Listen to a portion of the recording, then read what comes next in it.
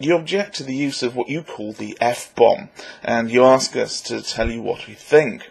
Well, I think that a swear word inserted randomly into a sentence where it has no meaning is less harmful than a sentence with no swears in it, but which contains hate and threats of violence, and instructions on the harm or oppression of other people. To use your example, yes, the policeman could have said, "Who does he think he is?" as opposed to, "Who does he effing think he is?" and the meaning would have been the same. The cursing only serves to emphasise what's being said. It doesn't change the overall meaning of the sentence. It's the audio equivalent of bold type or underlining. But I'd like to ask you this: what real harm did the word do? You protest concern over children hearing that kind of language. So let's say a child overhears it. Does it damage the child? If the child is unfamiliar with the word, all that needs to be told is that it's not a nice word for people to use. Don't use it. If the child already knows that it's a rude word, then the most likely reaction will be that it causes a bit of amusement and someone's used a naughty word. And as such, I say that swear words in themselves are pretty harmless.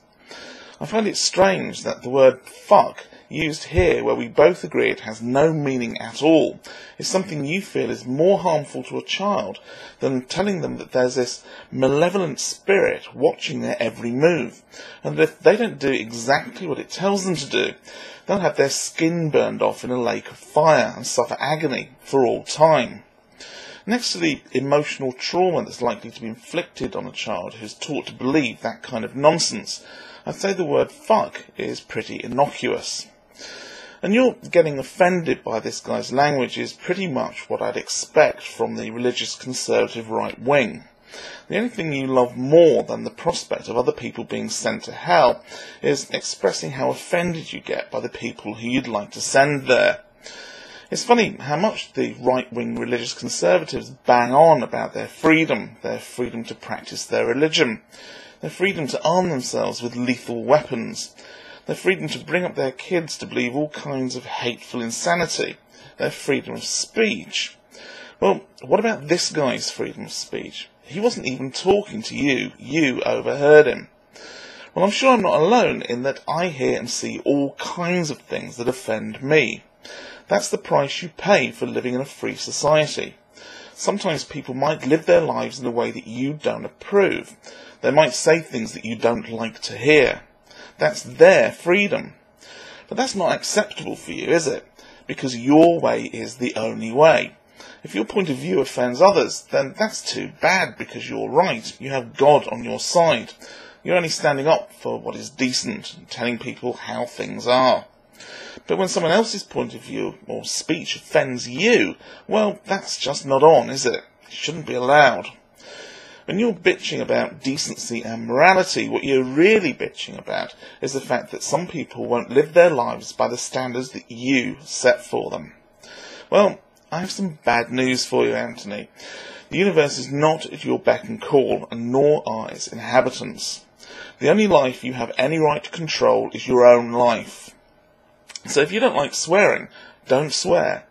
If you think smoking pot is bad, then don't smoke pot.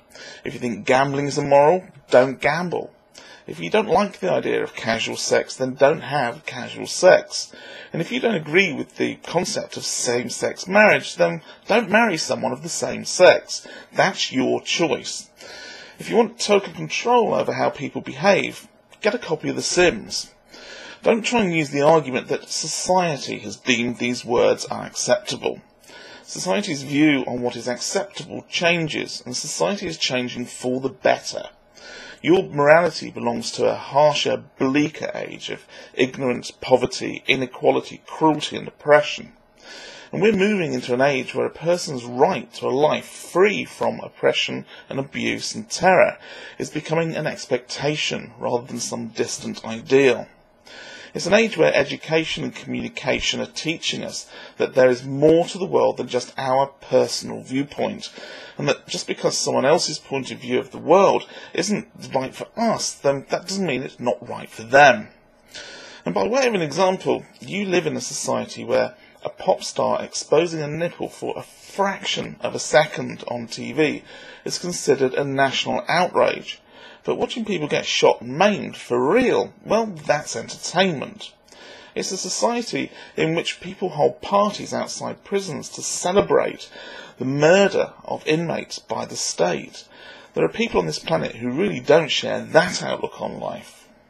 So, if you really want to know what I think, well, I think you should give it a rest with your whining about the F-bomb. You're making a fuss about nothing. You're looking for an opportunity to be offended so that you can use that to control other people, because, well, just look at how boorishly they're behaving if they don't mind your delicate sensibilities. Get over yourself. The word fuck is in my dictionary. The definition reads, to have sexual intercourse. It's a swear word for no reason other than perhaps sexual prudery. If you want to moan about people using the word fuck, then complain that they aren't using it correctly.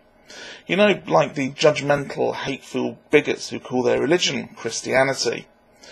In any case, as I said before, there are far worse words in the dictionary than fuck. How about murder? That's defined as to kill a person with malice aforethought. I think that's a much worse word. Because, I don't know about you, Anthony, but I have to say that if I was given the choice, I'd much rather be fucked than murdered.